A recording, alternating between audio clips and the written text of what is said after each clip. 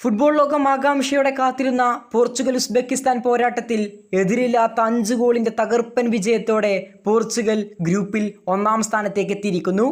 ആദ്യ മത്സരത്തിൽ കോങ്കോയുടെ സമനിലയിലേറ്റ പോർച്ചുഗലിന്റെ വമ്പൻ തിരിച്ചുവരവാണ് കണ്ടത്.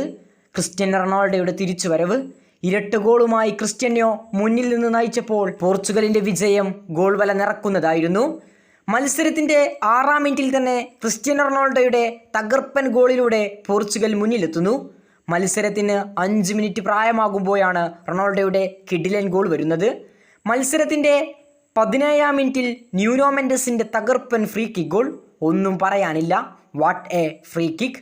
മത്സരത്തിന്റെ 17-ാം മിനിറ്റ് ആകുമ്പോഴേക്കും പോർച്ചുഗൽ 2, ഉസ്ബെക്കിസ്ഥാൻ 0.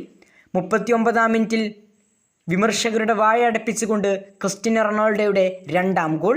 ആദ്യ പകുതി പിരിയുമ്പോൾ പോർച്ചുഗൽ 3 ഗോളുകൾക്ക് മുന്നിൽ. ഉസ്ബെക്കിസ്ഥാന് കാര്യമായ ഒരൊറ്റാക്രമണവും നടത്താൻ സാധിച്ചില്ല. കളിയിൽ സർവാധിപത്യം പുലർത്തിയത് പോർച്ചുഗലായിരുന്നു.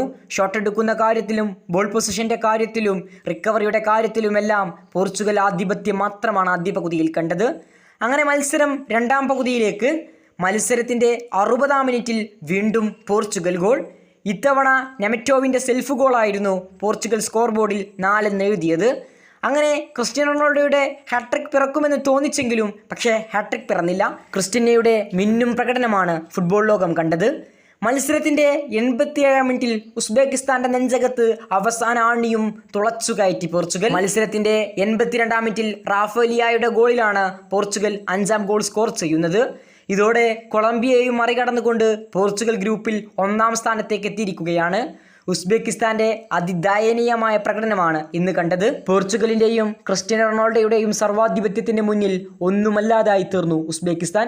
വേൾഡ് കപ്പിൽ നിന്ന് പുറത്താവുകയും ചെയ്തു. ഇനി പോർച്ചുഗലിന് അടുത്ത മത്സരം കൊളംബിയക്കെതിരെയാണ്.